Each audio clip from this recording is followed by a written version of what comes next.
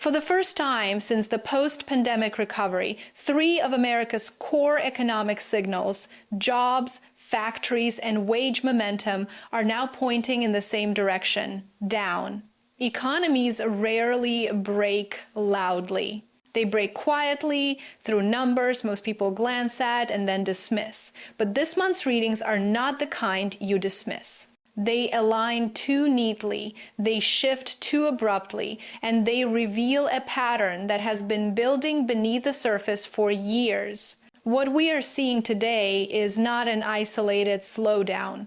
It is the latest chapter in a decade shaped by geopolitical and economic instability. The 2014 Crimea crisis, followed by the Minsk agreements, reshaped global commodity flows and hardened sanction regimes that remain in force to this day. Between 2014 and 2022, the Western sanctions architecture expanded into a multi-layered system that altered supply chains, raised production costs, and created persistent uncertainty for manufacturers. The introduction of frozen assets mechanisms added yet another complication, signaling to global firms that political risk could spill directly into financial risk. These pressures did not disappear. They accumulated quietly, steadily, structurally. And now, the labor market appears to be absorbing that weight. Today's data points do not stand alone. They sit atop years of imbalance, making the current shift more consequential than a single disappointing report. If the indicators continue moving in this direction, understanding the forces beneath them may matter more than watching the headlines. For months, a single question has hovered over the U.S. Economy. Is the labor market finally cracking? It is a question that economists ask cautiously because the first signs of stress rarely appear dramatic. They emerge as faint irregularities, an unexpected dip here, a softening trend there, before the broader narrative begins to shift. Today, those irregularities are no longer faint. They are becoming visible enough to challenge the assumption that the U.S. labor market remains resilient.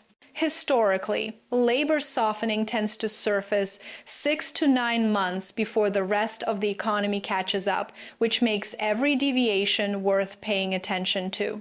And while some still argue these fluctuations are noise, the alignment of multiple weak indicators raises another possibility.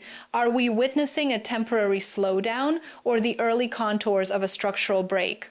The newest ADP report provided the clearest jolt yet. Instead of adding roughly 10,000 private sector jobs as economists surveyed by Bloomberg expected U.S., companies shed 32,000 positions in November. That figure marks the largest decline since early 2023 and directly contradicts the seasonal hiring patterns that usually lift employment at this time of year. Private payrolls often react faster to economic pressure than the government's official non-farm payrolls, which makes this drop particularly difficult to dismiss. A miss of this magnitude is not just an error in forecasting. It is a sign that the underlying assumptions about labor strength may no longer reflect reality. When expectations are this far off, it forces a deeper question. Is the data shifting unexpectedly, or has forecasting itself become detached from the economy's true direction? What makes the November report more consequential is not the number itself, but the pattern it reinforces. Payrolls have now fallen in 4 of the past 6 months. One weak reading can be explained away, a repeated sequence cannot. The timing adds another layer of complexity. Because the government shutdown delayed the official federal jobs report, ADP's private sector data became one of the only real-time indicators available to the Federal Reserve ahead of its final policy meeting of the year. In effect, policymakers were forced to navigate without the full set of instruments they usually rely on, raising the risk that decisions would be based on partial visibility rather than a complete picture. Earlier cycles, most notably 2007 and early 2008, show how early labor deterioration can quietly precede broader economic stress. Trends, not isolated data points, are what ultimately move policy. And today, the trend is no longer ambiguous. This shifting labor landscape places the Federal Reserve in a deeply uncomfortable position. Inflation remains elevated, yet the signs of a softening labor market are becoming harder to ignore. The Fed's dual mandate, stable prices and maximum employment, was designed to balance competing priorities, but in moments like this, the mandates begin to pull against each other. Investors increasingly expect another rate cut, while some inside the Fed argue that easing too quickly risks reigniting inflation before it is fully contained. The debate is not merely academic. It exposes a broader uncertainty about whether policymakers still have a clear read on the economy's trajectory. The lag between policy action and real-world impact complicates everything further. When the data itself becomes unstable, the question arises, is the Fed steering the economy or reacting to political pressure disguised as economic signals? In an environment where every move carries meaningful consequences, the margin for error is shrinking. Even before the latest data confirmed the slowdown, many Americans were already feeling it. Rising prices, inconsistent wage growth, and the erosion of household purchasing power have quietly reshaped day-to-day life. Economic weakness often appears first in sentiment rather than statistics, and surveys have shown consumer confidence weakening for months. People sense the shift long before policymakers formally acknowledge it. The dissonance between reassuring official narratives and the lived experience of households deepens frustration, creating a perception that the slowdown is more widespread than the numbers initially suggest. When households become the first to feel tightening conditions, it raises an uncomfortable truth. Policymakers may be the last to see what ordinary consumers have recognized for some time. Nowhere is the strain more visible than in the small business sector.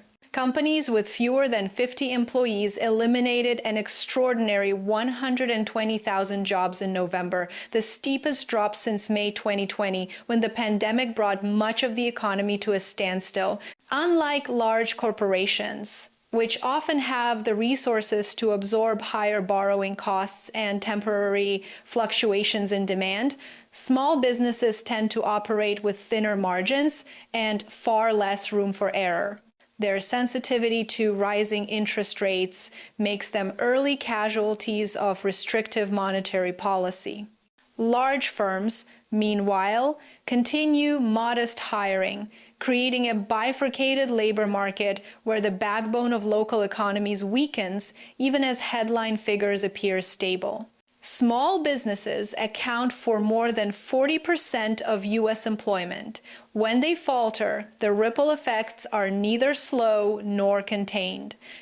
It raises a deeper question. If the foundation of the labor market weakens first, how long can the larger firms stand on their own before the broader structure begins to shift? The weakening trend becomes even clearer when examining how it spreads across individual sectors.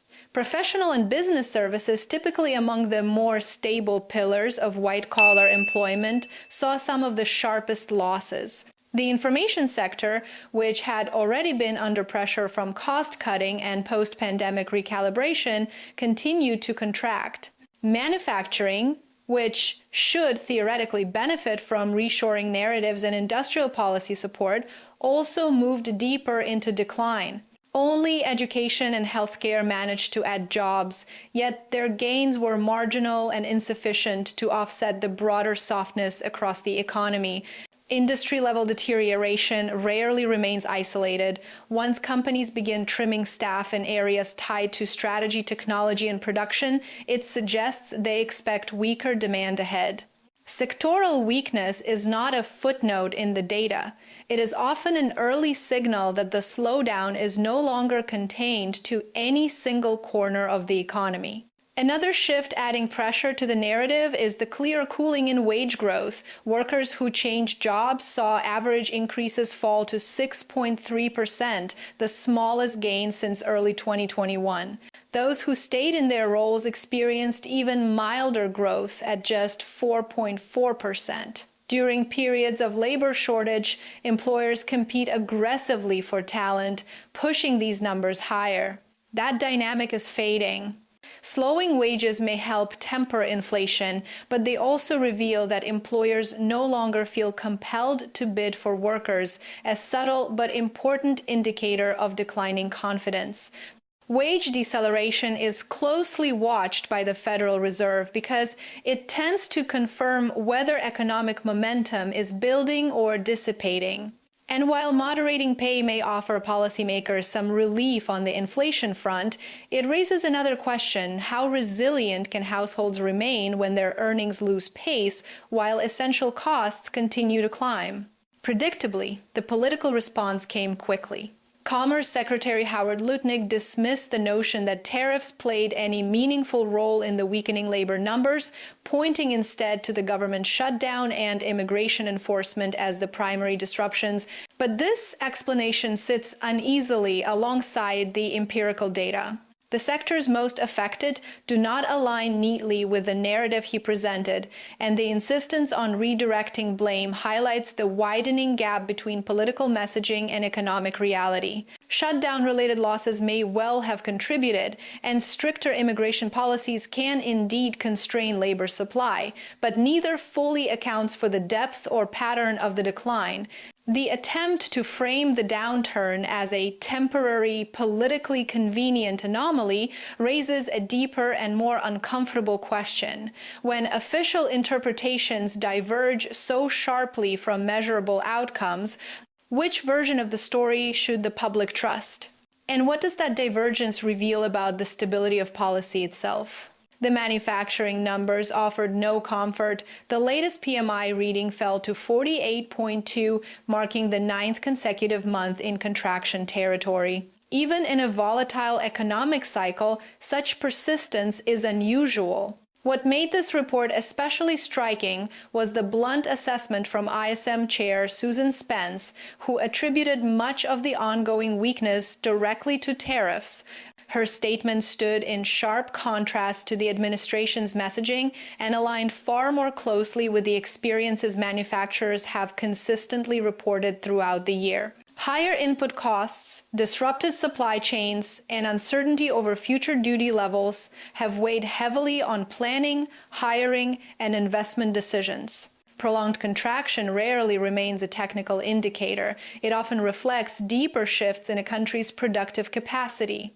And after nearly a decade of geopolitical strain stretching from Crimea to the latest sanction regimes, America's industrial backbone is now reacting to pressures that have been building long before this month's data appeared.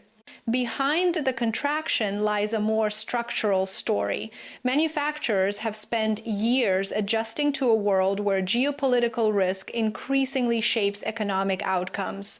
Tariffs raised input costs well beyond what many firms could absorb, while ongoing supply chain disruptions blurred the line between temporary shocks and permanent realignments. Some companies responded by freezing hiring, others moved production overseas, entirely an outcome that directly contradicts the intended purpose of tariff policy. These decisions did not emerge in a vacuum.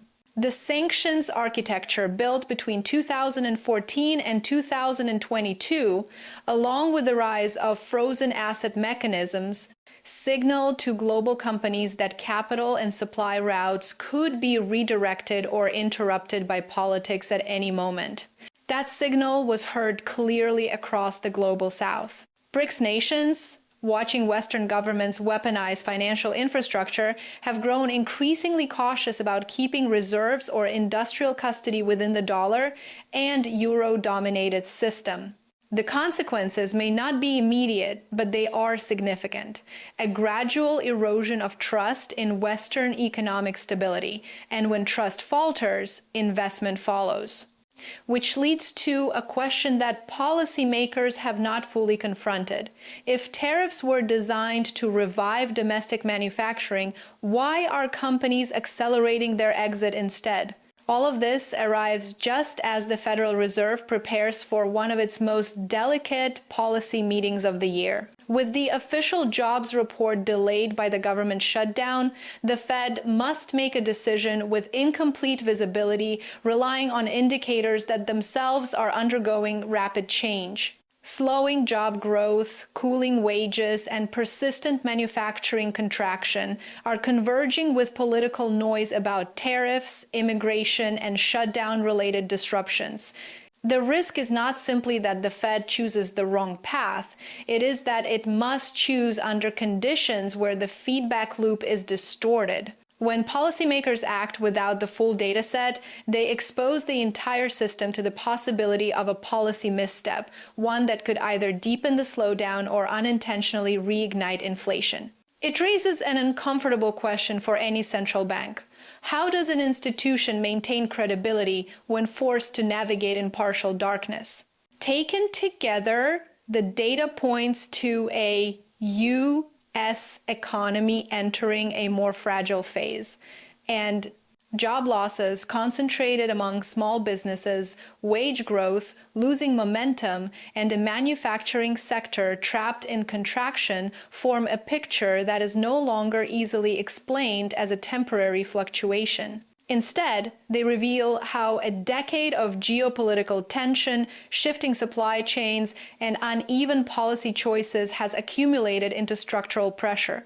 Whether November represents a turning point or merely another step in a slow, uneven descent remains uncertain, but uncertainty itself is becoming a defining feature of the landscape.